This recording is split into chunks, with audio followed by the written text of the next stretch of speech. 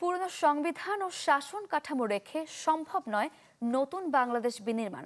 সাভার স্মৃতিসৌধে শ্রদ্ধা জানিয়ে একথা বলেছেন জাতীয় নাগরিক পার্টি এনসিপির আহ্বায়ক নাহিদ ইসলাম।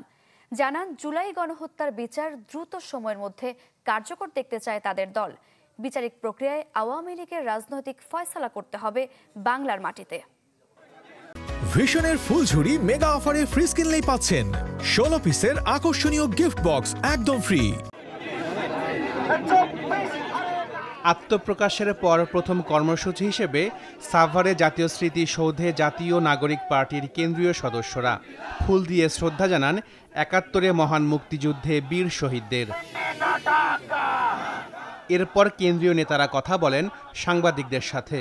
এ সময় এনসিপির আহ্বায়ক নাহিদ ইসলাম জানান, সেকেন্ড রিপাবলিক প্রতিষ্ঠায় কাজ করবে তার দল।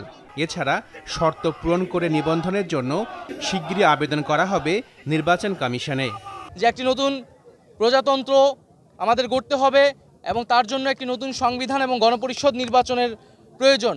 সেই জায়গা থেকে আমরা সেকেন্ড রিপাবলিকের কথা বলেছি এবং আমরা সেই লক্ষ্যে কাজ করে যাচ্ছি। পুরনো সংবিধান এবং পুরনো শাসন কাঠামো রেখে একটি নতুন বাংলাদেশ বিনির্মাণ সম্ভব নয়। কেবল সরকার পরিবর্তন নয়, বরং শাসন কাঠামো সহ পুরো সাংবিধানিক পরিবর্তন করে নতুন একটি বাংলাদেশের যাত্রা শুরু করতে চাই, যেখানে প্রকৃত গণতন্ত্র, ইনসাফ এবং সাম্য নিশ্চিত করা সম্ভব হবে। জুলাই আগস্টে হত্যাকাণ্ডের বিচার দ্রুত নিষ্পত্তির দাবিও জানান এনসিপি আহ্বায়ক। যারা এই হত্যাকাণ্ডের সাথে জড়িত এবং যারা গত 15 বছরে নানা ধরনের জুলুম করেছে, তাদের বিচার এই বাংলার মাটিতে হতে হবে।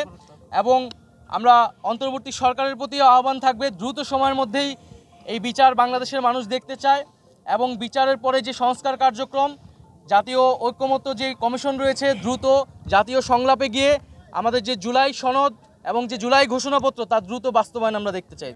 এ সময় এনসিপির প্রতি দেশের মানুষের সমর্থন চান সদস্য সচিব আক্তার হোসেন।